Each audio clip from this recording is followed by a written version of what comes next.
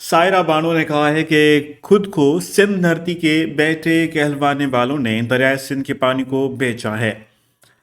شاہپور چاکر میں J D A رہنما Saira Bano media کے نمائندوں سے گفتگو کرتے ہوئے کہا کہ جب بھی مفادات حاصل کرنے ہوتے ہیں تو سندھ کارڈ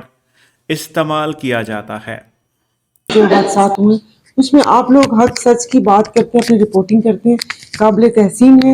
اور بہت بڑی بات ہے کہ جہاں پر آپ لوگوں کو بہت سارا سچ سامنے لانے پہ جان کا بھی خطرہ ہو، اس حالات میں آپ لوگ کام کرتے ہیں۔ نہیں جی، میں ایسے ہی خام میں کوئی،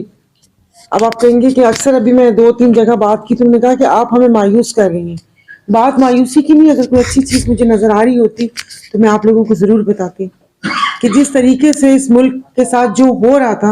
اور آپ نے پچھلے 2-2.5 سال میں دیکھا اس ملک کے ساتھ جو کچھ ہوا،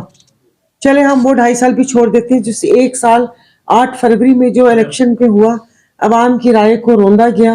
اور جس طریقے سے یہ ساری بندر بانٹ ہو رہی ہے اور جو سب چیزیں ہو رہی ہیں وہ آپ لوگوں کے سامنے ہے۔ میں کیا امید کی بات کروں؟ نہیں جی، پیر صاحب تو اب آپ نے کہنا تھے گئے تو وہ تو اپنے ایسے ہی نجی اس پہ 3-4 دن کے لیے گئے ہیں، ابھی وہ پنجاب میں ہیں۔